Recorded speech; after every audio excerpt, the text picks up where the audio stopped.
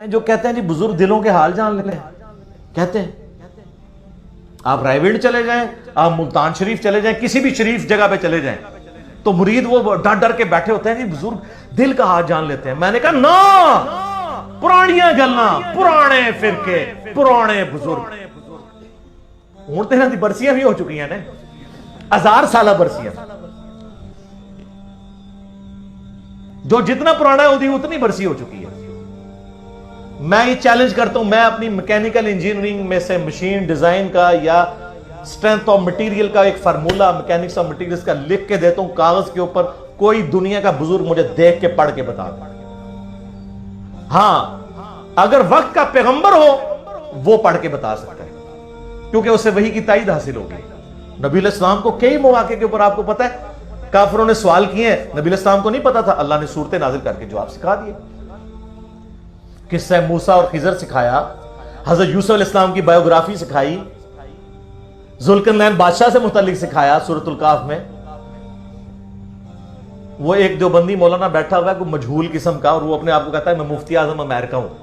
اس نے میرے جواب میں ریکارڈ کرایا، اس نے دیکھو کتنا گستاخ ہوا ہے، وہ کہتا ہے یہ تو اللہ کے نبی کے سامنے بھی رکھو تو وہ بھی فارمولہ نہیں پڑھ سکتے۔ لعنت ہے تیرے ایسے عقیدے کے اوپر، کلمہ پڑھ کے مسلمان ہو، بے شرم انسان۔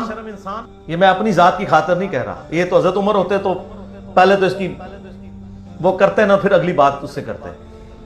نبی علیہ السلام کو تو اپنے بابے بچانے کے لیے یوز کر رہا ہے۔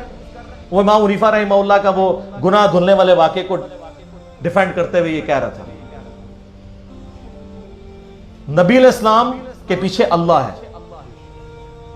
سورہ ال عمران کی آیت نمبر 179 ہے کہ اللہ کی یہ شان ہی نہیں ہے کہ کسی غیر نبی کو غیب پر مطلع کرے، وہ اپنے پیغمبروں کو غیب کے اوپر اطلاع دیتا ہے، اور تمہارا کام ہے اللہ اور اس کے پیغمبروں پہ ایمان لاؤ، بس اس حد کو کراس مت کرو۔